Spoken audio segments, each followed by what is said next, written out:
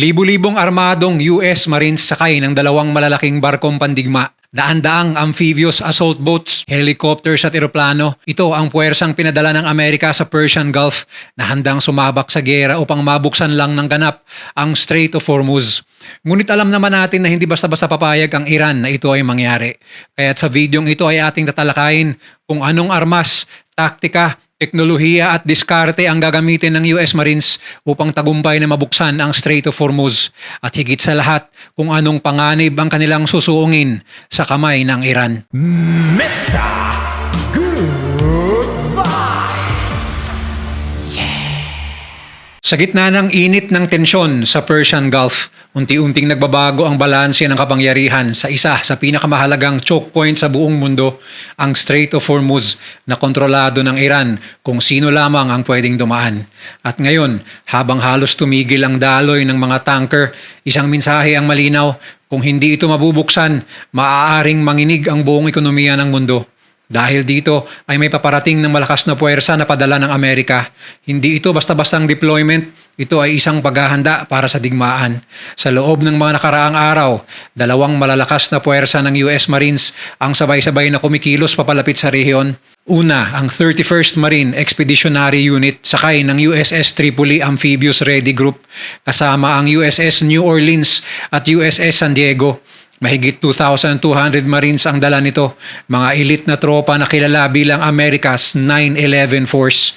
Ang ibig sabihin nito, sila ang unang ipinapadala kapag may krisis na kailangang resolbahin agad. Ikalawa, ang 11th Marine Expeditionary Unit mula sa West Coast ng US, sakay naman ng USS Boxer Amphibious Ready Group. Kasama ang USS Comstock at USS Portland. May dala rin itong halos 2,500 Marines. Kapag pinagsama, halos 5,000 combat-ready Marines, lahat handang mag-deploy sa loob ng ilang oras. Pero hindi lamang dami ang mahalaga. Ang tunay na lakas ay nasa kung paano sila lalaban.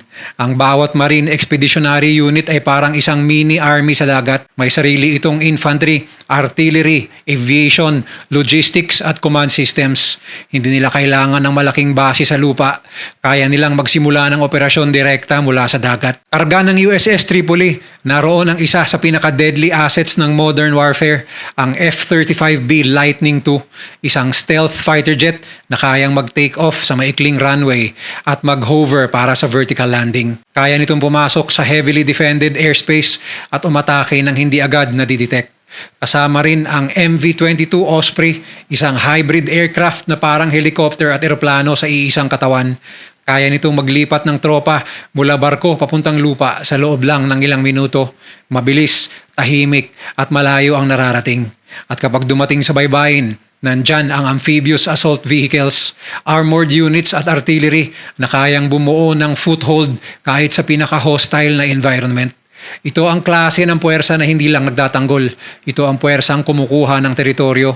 Sa mga satellite image at open source intelligence, makikita na rin ang pagdami ng US surveillance sa paligid ng Iran. Ang MQ-4C Triton drones, high altitude reconnaissance platforms, ay patuloy na umiikot sa itaas ng Persian Gulf. Minomonitor ang bawat galaw sa paligid ng Karg Island. At bakit nga ba ang Karg Island? Dahil ito ang puso ng oil export ng Iran. Halos lahat ng crude oil na lumalabas sa bansa ay dumadaan dito. Kung makukontrol ito ng US, mapuputol ang lifeline ng ekonomiya ng Iran. At kung mapuputol ang lifeline na yon, maaaring mapilitan ang Iran na umatras o di kaya ay lumaban ng buong lakas. Habang papalapit ang mga barko ng US, hindi rin natutulog ang Iran. Sa kanilang baybayin, nakahanda na ang anti-ship missile batteries, fast attack boats at napakaraming drones, mga sandatang idinisenyo para pabagsakin kahit ang pinakamalalaking barko. Sa ilalim ng lupa, may natitira pa ring missile stockpile kahit nabawasan na, sapat pa rin para magdulot ng matinding pinsala. Subalit ang pinakadelikadong sandata ng Iran, ang distansya. Ang Karg Island ay nasa loob lang ng humigit kumulang 30 kilometers mula sa mainland Iran. Ibig sabihin, anumang puwersang maglalanding doon ay nasa loob ng range ng artillery, rockets, drones at missiles mula sa mainland. Isang open battlefield, isang target. Kaya ang tanong ngayon ay hindi kung kaya bang gawin ng Marines ang pagkontrol rito, kundi ano ang magiging halaga nito. Habang papalapit ang dalawang Marine Expeditionary Unit sa Persian Gulf, unti-unting nabubuo ang isang senaryong matagal ng pinag-aaralan ng mga military planner ng US. Isang operasyon na hindi lang simpleng strike, kundi isang coordinated, multi-domain assault para buksan muli ang Strait of Hormuz. At sa gitna ng planong ito, may tatlong pangunahing target, ang Karg Island, Abu Musa, at ang Greater at Lesser Tombed Islands. Hindi ito random na mga isla, ito ang mga strategic choke points na ginagamit ng Iran para kontrolin ang daloy ng mga barko. Mula sa mga lokasyong ito, kayang mag-deploy ng Iran ng radar, missile systems at fast attack crafts, lahat nakatutok sa makitid na daanan ng Hormuz. Kung makokontrol ang mga islang ito, mawawala ang kakayahan ng Iran na hadlangan ang shipping lanes. Pero hindi ito magiging simple. Ang posibleng operasyon ay magsisimula hindi sa lupa, kundi sa himpapawid. Sa unang yugto, aasahan ang precision airstrikes mula sa F-35B jets at posibleng long-range bombers na nakadeploy sa rehiyon. Target nito ang coastal defenses ng Iran, radar stations, missile batteries, drone launch sites at command centers. Layunin nito na bulagin ang depensa ng Iran, tanggalin ang kanilang kakayahang makakita at makaganti agad. Kasabay nito, papasok ang electronic warfare systems, jamming communications, GPS disruption at cyber operations para guluhin ang command network ng Iran. Sa madaling salita, bago pa tumapak ang Marine sa lupa, sisiguraduhin na ng US na mahina na ang depensa. Pagkatapos nito, papasok ang ikalawang yugto, air assault at amphibious landing. Gamit ang MV-22 Osprey, mabilis na ililipat ang Marines diretso sa mga key position sa isla, lalo na sa Karg Island. Ang bilis nito ang susi. Hindi nila kailangang dumaan sa matagal na beach landing kung saan sila exposed sa pananarget mula sa Iranian forces. Sa loob ng ilang minuto, may tropa na agad sa lupa. Kasabay nito, mula sa dagat, ilalabas ang amphibious assault vehicles at landing craft. Magdadala ng mas mabibigat na kagamitan, armored units, artillery at supply. Ito ang magiging base ng kanilang foothold.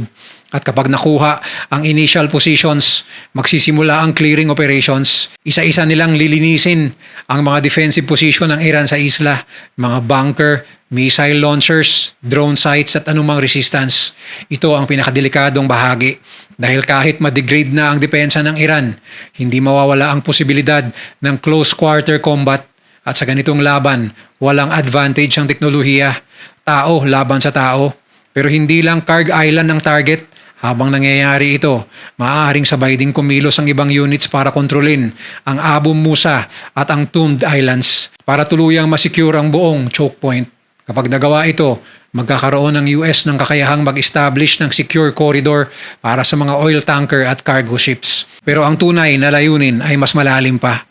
Hindi lang ito tungkol sa pagbubukas ng Hormuz, ito ay tungkol sa pressure. Kapag nakuha ang Karg Island, mawawala sa Iran ang malaking bahagi ng kanilang oil export capability. At kapag nangyari yun, tatamaan ang kanilang ekonomiya. At kapag natamaan ang ekonomiya, tatamaan ang kakayahan nilang magpatuloy sa laban. Pero may kapalit ito dahil ang ganitong operasyon ay hindi lang isang isolated mission. Ito ay isang direct confrontation, isang hakbang na maaaring ituring ng Iran bilang invasion. At sa sandaling mangyari yun, maaaring magbago ang lahat.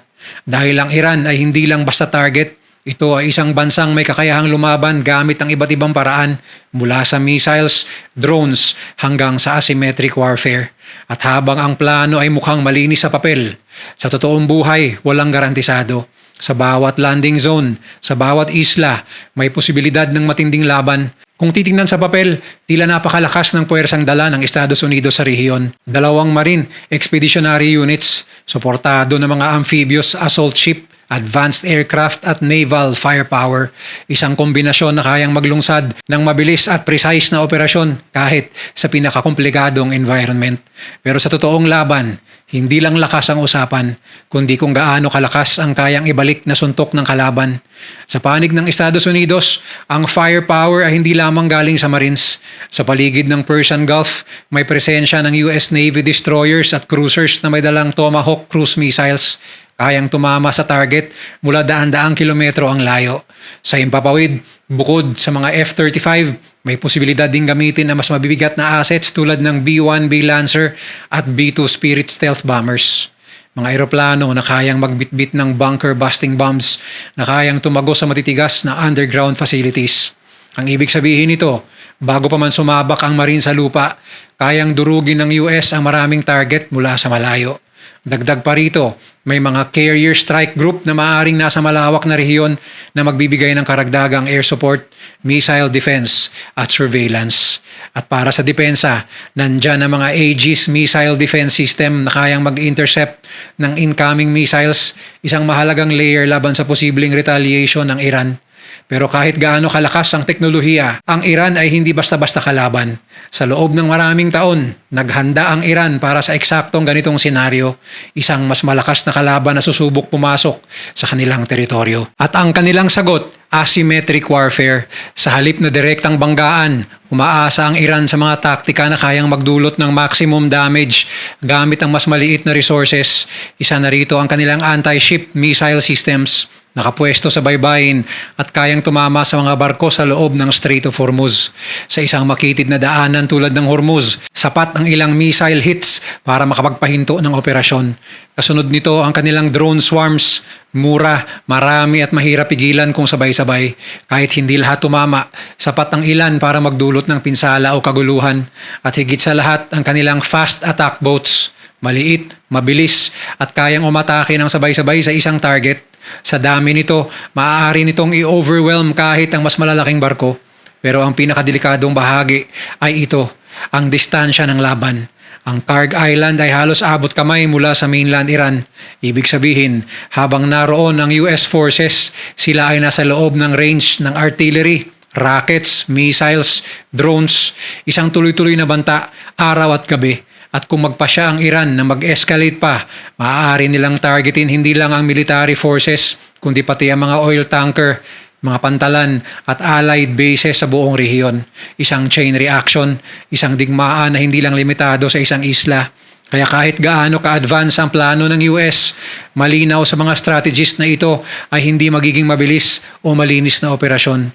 Ito ay magiging laban ng bilis laban sa distansya, teknolohiya laban sa dami, at precision laban sa persistence. At sa gitna ng lahat, ang Marines na unang tatapak sa lupa, ang siyang haharap sa pinakamatinding panganib. Dahil sa sandaling magsimula ang operasyon, wala nang atrasan. Kapag magtutuloy ang operasyong ito, isang bagay ang malinaw, hindi ito magiging mabilis at lalong hindi magiging mura ang kapalit. Sa sandaling tumapak ang US Marines sa Karg Island o sa iba pang strategic islands, magsisimula ang isang sustained operation, hindi lang para kunin ang teritoryo, kundi para panatilihin ito. At dito nagsisimula ang tunay na hamon dahil ang pagkuha ng isla ay isang yugto lang. Ang paghawak dito habang nasa loob ka ng firing range ng Iran, iyon ang tunay na laban. Araw-araw, posibleng harapin ng mga tropa ang drone attacks, missile strikes at harassment fire mula sa mainland. Kahit pa man-neutralize ang karamihan ng heavy systems ng Iran, hindi mawawala ang kakayahan nilang umatake gamit ang mas maliliit at mas flexible na assets. At habang tumatagal ang operasyon, lalong lumalaki ang panganib. Hindi lang sa antas ng militar kundi sa buong rehiyon, maaaring magsimula ang Iran ng retaliation campaign laban sa mga US ally, mga base sa Gulf, mga oil facility sa Saudi, UAE, Bahrain, Kuwait, Qatar at iba pang bansa. Kahit limitadong strikes lang, sapat ito para magdulot ng panic sa global market. Isang missile sa maling target, isang drone na makakalusot, maaaring magpataas lalo ng presyo ng langis sa buong mundo sa loob lang ng ilang oras. At higit pa rito, may posibilidad ang regional escalation. Ang mga proxy group na suportado ng Iran sa iba't ibang bahagi ng Middle East ay maaaring sumabay sa laban, magbukas ng panibagong fronts na lalo magpapahirap sa sitwasyon. Ang isang operasyon na nagsimula sa Hormuz, maaaring lumawak sa isang mas malaking digmaan. At para sa US, kahit na kayang-kaya nitong magdala ng mas maraming puwersa, ang tanong ay hindi lang kung kaya nitong manalo, kundi kung gaano katagal nila kayang panatilihin ang presensya doon. At bawat araw na tumatagal ang operasyon, tumataas ang posibilidad ng casualties, aksidente at hindi inaasahang pangyayari. At sa modernong digmaan, kahit isang insidente lang, maaaring magbago ang direksyon ng buong conflict. Kaya sa kabila ng lakas, teknolohiya at plano, ang operasyong ito ay nananatiling isang delikadong pagsusugal. Isang hakbang na kayang magbukas ng Strait of Hormuz, pero maaari ring magbukas ng mas malawak na digmaan. Sa lahat ng galaw na ito, ang pagdating ng libu-libong Marines, ang pagposisyon ng mga barko, ang tuloy-tuloy na surveillance sa Persian Gulf, parang malinaw na ang direksyon. Parang nakatakda na ang laban, parang ilang oras na lang magsisimula na. Pero sa kabila ng lahat ng paghahanda, sa kabila ng lakas na kayang pakawalan ng US, may isang bagay ang hindi pa nagaganap. Wala pang utos. Ang dalawang grupo ng Marines na ito, ang 31st MEU at 11th MEU, ay hindi pa umaatake. Nakaantabay sila, subalit handa. Pero naghihintay dahil ang lahat ng ito ay bahagi ng isang mas malawak na strategiya. Pressure without immediate escalation. Ang presensya ng mga puwersang ito ay isang mensahe sa Iran. Kaya naming gawin ito, pero hindi pa namin pinipili. Sa likod ng military build-up, tuloy pa rin ang diplomasya. May mga back channel negotiation, may mga bansa na namamagitan, may mga proposal na umiikot. Lahat sinusubukang pigilan ang isang full-scale war. Dahil alam ng lahat, kapag nagsimula ito, mahirap na itong pigilan. Kung tuluyang ibibigay ang utos, kung papasok ang Marine sa Kharg Island, kung magsisimula ang amphibious assault, yun na ang punto na wala ng balikan. At mula doon, ang isang operasyon para buksan ang Strait of Hormuz ay maaaring maging simula ng isang mas malawak na digmaan sa gitna ng silangan. Isang digmaan na hindi lang US at Iran at Israel ang sangkot, kundi pati ang mga kaalyado, mga proxy group at mga bansang nakadepende sa daloy ng langis. Isang digmaan na maaaring magdulot ng epekto sa buong mundo, sa ekonomiya, sa seguridad at sa politika. Kaya ang tunay na sitwasyon ngayon ay hindi isang aktibong invasion, kundi isang nakahintong bagyo. Lahat ay handa na, lahat nakaposisyon na, lahat kayang magsimula anumang oras at yun ang pinakadelikadong bahagi. Dahil habang tumatagal ang paghihintay, tumataas ang tensyon, tumataas ang posibilidad ng maling hakbang, isang miscalculation, isang aksidenteng engkwentro, isang desisyon na ginawa sa loob ng ilang segundo ay maaaring mag-trigger ng isang digmaan na matagal nang iniiwasan. At sa gitna ng lahat ng ito, ang US Marines na handang gawin ang kanilang trabaho at handang sumabak. Pero sa ngayon, sila ay naghihintay sa iisang utos na maaaring magbago ng takbo ng kasaysayan. Kung nagustuhan mo ang video na to, share mo naman sa iba at mag-subscribe ka na rin. Panoorin mo na rin yung mga videos na nasa kanan para lalo pang maubos ang oras mo.